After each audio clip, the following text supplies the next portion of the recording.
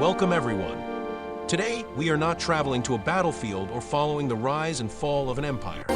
Instead, we are stepping into a quiet place, one that once held the memory of the ancient world. This is the story of the Library of Alexandria, and more importantly, what it truly represented. The Library of Alexandria was never just a building filled with scrolls. It was a living system of knowledge. What made it extraordinary was not the number of texts it held, but the way ideas were preserved, connected, and passed forward. Scholars came not only to read, but to compare, translate, question, and refine what had already been discovered. Knowledge was treated as a continuous conversation rather than isolated facts.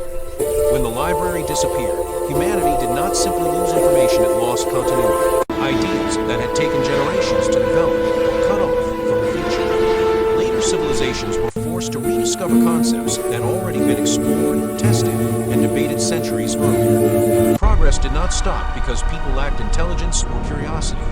It slowed because memory itself was broken. If the library had survived, each generation would have started where the last one left off. Mistakes would still happen, but they would be remembered. Breakthroughs would be recorded, challenged, and improved rather than forgotten. History would feel less like a series of resets and more like a steady, unfolding journey. In many ways, the greatest role of the library was simple but powerful. It helped humanity remember who it already was and what it was capable of becoming. When the Library of Alexandria disappeared, the damage went far beyond missing texts. What vanished was the accumulated effort of generations' observations, calculations, debates, and corrections that had slowly refined human understanding of the world. Without this foundation, later societies would not continue the journey of discovery. They were retracing steps already taken long before. Entire fields of knowledge fractured. Mathematical principles that once had clear proofs became rumors or incomplete references. Astronomical observations that tracked the movement of stars over centuries were reduced to fragments. Medical practices based on systematic study were replaced by tradition and guesswork. Progress did not reverse, but it lost direction. The absence of shared records forced civilizations to rely heavily on authority rather than evidence. When texts disappear, knowledge becomes personal, local, and fragile. Ideas survive only as long as the people who remember them. Once those people are gone, so is their understanding. This made learning slower and more cautious, shaped by fear of error rather than confidence in tested knowledge. Centuries later, scholars would celebrate rediscoveries of ancient ideas, unaware that these concepts were once part of a much larger, organized body of work. What felt like breakthroughs were often returns to old ground. Time that could have been spent refining and advancing knowledge was instead spent recovering it. The disappearance of the library created long pauses in human development, not because progress was impossible, but because the map had been erased. Humanity kept moving forward, but without clear markers, each step required hesitation. The greatest loss was not the speed of advancement, but the certainty that knowledge, once earned, would endure. Long before modern laboratories and advanced instruments, ancient scholars were already approaching ideas that feel surprisingly familiar today. Their work shows that human curiosity and analytical thinking were never the limiting factors. What held progress back was not imagination but interruption. Figures like Eratosthenes demonstrated that careful observation and logic could measure the size of the Earth with remarkable accuracy. Astronomers tracked planetary movements and star positions over generations, building datasets that rivaled early modern efforts. Engineers experimented with water power, gears, and even early steam-based mechanisms, exploring principles that would not be fully applied until many centuries later. These thinkers were not working in isolation. Their ideas were recorded, challenged, improved, and shared. Errors were noted. Corrections were preserved. This process allowed knowledge to mature instead of remaining experimental or speculative. The Library of Alexandria acted as a stabilizing force, ensuring that discoveries did not vanish with their creators. When that system collapsed, these near breakthroughs lost their momentum. Concepts that could have evolved into foundational sciences became historical curiosities instead. Later civilizations often encountered only fragments, names without explanations, inventions without context, theories without evidence. As a result, science had to climb the same hills again, often unaware that others had already reached similar heights. The path forward became steeper, not because it was more complex, but because the steps below were missing. The ancient world shows that progress does not require modern technology to begin, only continuity. When ideas are allowed to survive, even early insights can grow into transformative understanding. Without that continuity, even the most promising discoveries remain unfinished chapters in human history. The foundations of systematic thinking were already present in the ancient world. Observation, measurement, comparison, and debate were not foreign concepts. Scholars questioned results, repeated calculations, and argued over evidence. What they lacked was not method, but time and uninterrupted transmission. If the accumulated records of experiments and observations had survived, these practices could have slowly formalized into something recognizable as the scientific method. Patterns would have been noticed across generations. Failed ideas would be documented rather than repeated. Successful approaches would be refined instead of abandoned. Knowledge would evolve through correction, not replacement. Without preserved continuity, later thinkers were forced to treat nature as unexplored territory, even when earlier maps had once existed. Each generation rebuilt tools for understanding from scattered hints. This slowed the transition from philosophy to empirical science, delaying the moment when testing and verification became standard expectations. An earlier scientific framework would not have produced instant technological leaps. Instead, it would have encouraged consistency. Claims would be measured against prior records. Explanations would compete based on evidence rather than authority. Over time, this quiet discipline could reshape how societies understood truth itself. Such a shift would affect more than science. Education would emphasize process over memorization. Curiosity would be rewarded with structure, not suspicion. Mistakes would become part of learning rather than reasons for rejection. The loss of early records postponed this transformation.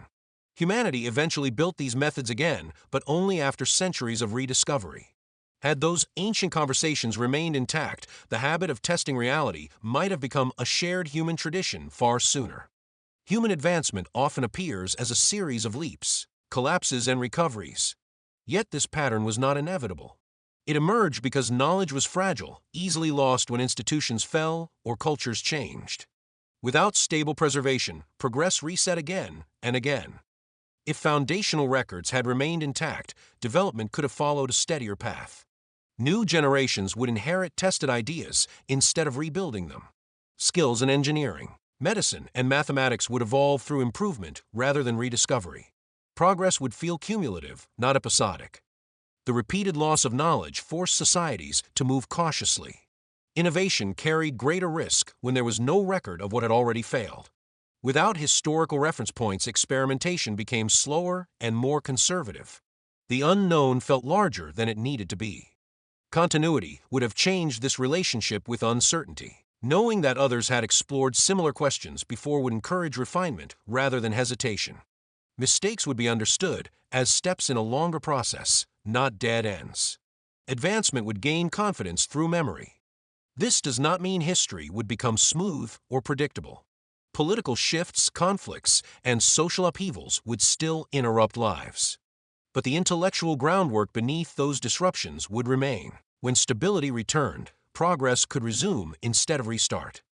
The long pauses in human development were not caused by a lack of ability, but by a lack of inheritance. Knowledge, when preserved, allows societies to stand on the shoulders of those who came before. When it is lost, each generation must rebuild the ladder from the ground up. When knowledge is preserved and accessible, authority naturally faces limits. The Library of Alexandria fostered an environment where ideas could be compared rather than accepted without question. Texts from different cultures, traditions, and schools of thought existed side by side, encouraging evaluation instead of obedience. This constant comparison weakened the dominance of any single voice. If one explanation conflicted with another, scholars were forced to examine evidence rather than rely on reputation. Truth became something to be tested, not inherited. Over time, this approach could shift how societies decide what is credible. The loss of shared knowledge reversed this balance. When records disappear, authority fills the gap. Ideas survive through memory, status, or power rather than proof. Learning becomes localized and personal, shaped by who is speaking rather than what can be demonstrated. Disagreement feels dangerous instead of productive. With continuity, debate becomes safer. Contradictions are expected. progress grows from tension between ideas rather than their suppression. This environment encourages questioning, correction, and adaptation, all essential for intellectual growth. An earlier culture of inquiry would influence far more than scholarship. Governance, education, and belief systems would gradually reflect the habit of asking how conclusions are reached. Authority would still exist, but it would be challenged by documented evidence rather than fear. The disappearance of the library delayed this shift. Humanity eventually rediscovered the value of questioning power, but only after long periods of silence. A world that learned earlier to place inquiry above authority might have developed deeper intellectual resilience much sooner. When knowledge flows without interruption, innovation accelerates naturally. Each improvement becomes a starting point rather than a conclusion. The survival of accumulated records would have allowed inventors and thinkers to focus on refinement instead of recovery. Technical ideas in mechanics, architecture, and energy already existed in the ancient world. With access to prior designs and documented experiments, these concepts could evolve steadily. Small adjustments over generations often lead to major breakthroughs. Without continuity, those small steps vanish. Innovation also depends on confidence. Knowing that others have tested similar ideas reduces the fear of failure. It encourages experimentation within a shared framework of understanding. In such an environment, progress becomes a collective effort rather than isolated genius. The absence of preserved knowledge fragmented innovation. Discoveries appeared rare and revolutionary because the groundwork beneath them was missing. Each advance felt abrupt, disconnected from the past.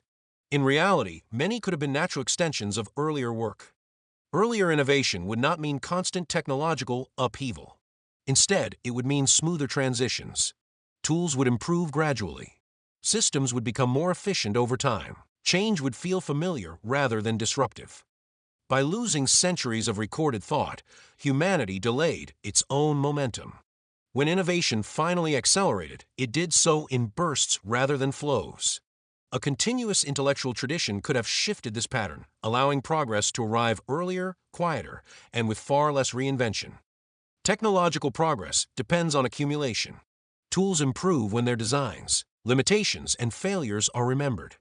In the ancient world, many practical technologies had already reached impressive levels, but without stable preservation, their development stalled. Engineering knowledge in construction, water management, and mechanics was often tied to specific regions or individuals. When those systems collapsed, the skills vanished with them. Entire techniques had to be relearned, sometimes centuries later, as if they were new discoveries. Continuity would have changed this pattern. Builders could refine earlier methods instead of starting over. Artisans could specialize further, guided by records of what worked and what did not. Technology would advance through steady optimization rather than sudden rediscovery. Long periods of stagnation were not caused by a lack of creativity. They emerged when knowledge became fragile. Without documentation, progress depends on oral transmission, which is easily disrupted by conflict, migration, or social change. Preserved technical knowledge also shapes ambition. When people see what has already been achieved, they imagine what might come next. Without that reference, goals shrink to what feels immediately possible.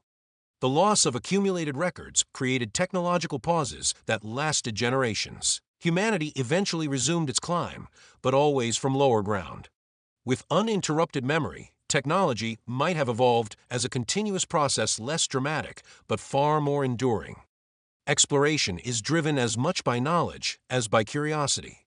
Accurate maps, recorded journeys, and shared observations reduce uncertainty and risk.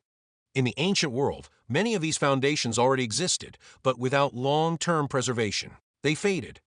Early geographers had measured distances, mapped coastlines, and described trade routes with surprising detail. Sailors recorded winds, currents, and seasonal patterns. When these records disappeared, later explorers faced the same dangers with fewer guides, relying on myth where data once existed. Continuity would have transformed exploration from guesswork into planning. Each journey would build on the last. Errors would be corrected. Unknown regions would shrink steadily rather than reappear after every collapse of knowledge. Earlier access to reliable information could also change motivations. Exploration would focus less on survival and more on understanding.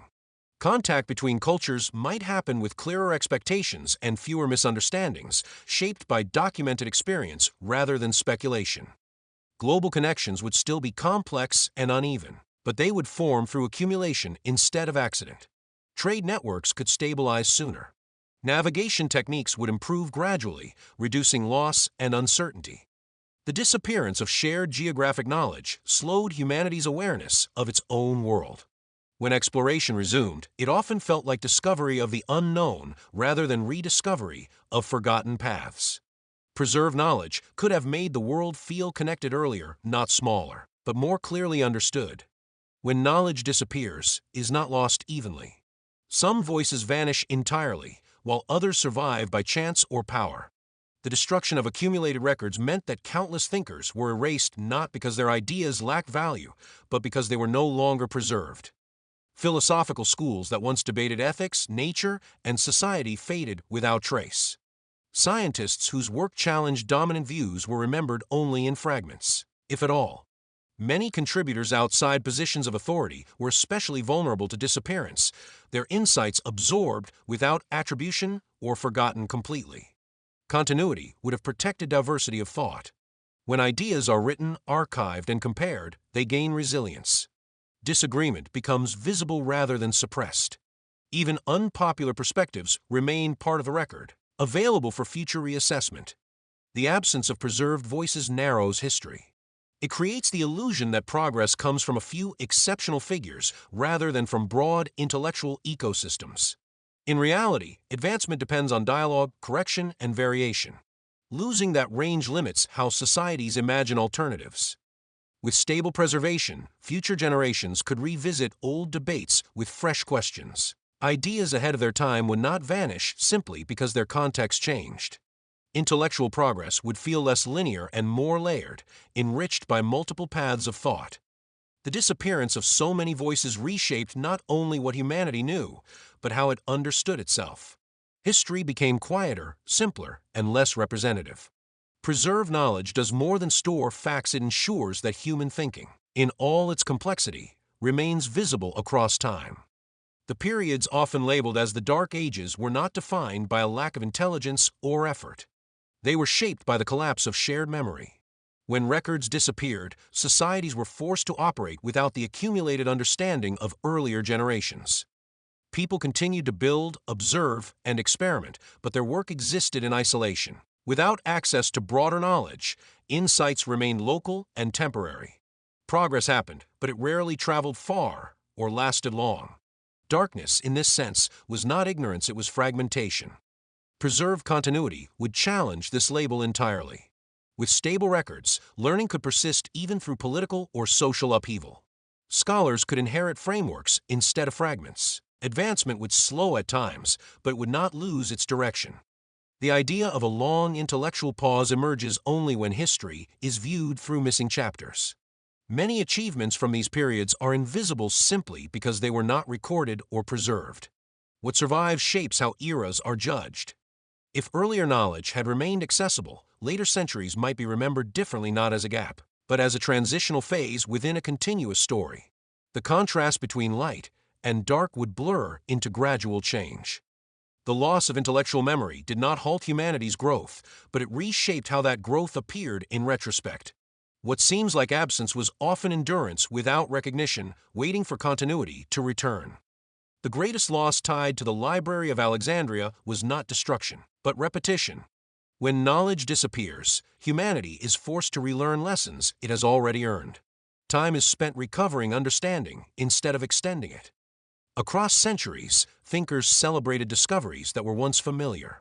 Concepts returned under new names, separated from their origins. This cycle created the illusion of constant breakthrough, while much of human effort was devoted to rebuilding foundations that had already existed. Forgetting also alters perspective. Without awareness of past achievements, limits feel natural rather than temporary. Societies underestimate what is possible because they no longer remember what has been done. Ambition narrows to match memory. Continuity changes this relationship with the future. When past knowledge is visible, progress feels achievable rather than accidental. Each generation understands itself as part of a longer effort. responsible not only for discovery but for preservation. The disappearance of shared memory shaped history more quietly than any single event. It did not erase curiosity or creativity, but it redirected them inward toward recovery. Humanity still moved forward, but slower, heavier, and often unaware of how far it had already once traveled. The lesson of the library is not simply about loss. It is a reminder that knowledge gains power only when it endures, and that forgetting may be the most expensive cost progress ever pays. As we step back from a full arc of the story, one idea becomes clear. The fate of the Library of Alexandria was never just about the past, it was about the pace at which humanity learns, forgets, and remembers itself. Knowledge did not vanish because people stopped thinking. It vanished because memory was allowed to break. Across centuries, progress continued, but often without awareness of what had already been achieved. Humanity kept moving forward, carrying less than it should have, rebuilding foundations instead of rising from them. The library reminds us that advancement depends not only on discovery, but on preservation, patience, and continuity. This story is not a warning filled with regret. It is a quiet lesson. When knowledge is shared, protected, and passed forward, even small ideas can shape centuries. When it is lost, even great civilizations must begin again. Thank you for spending this time exploring a different path history might have taken. If you found this story meaningful, feel free to stay, listen, and reflect with us in the next one. Until then, take care and see you again.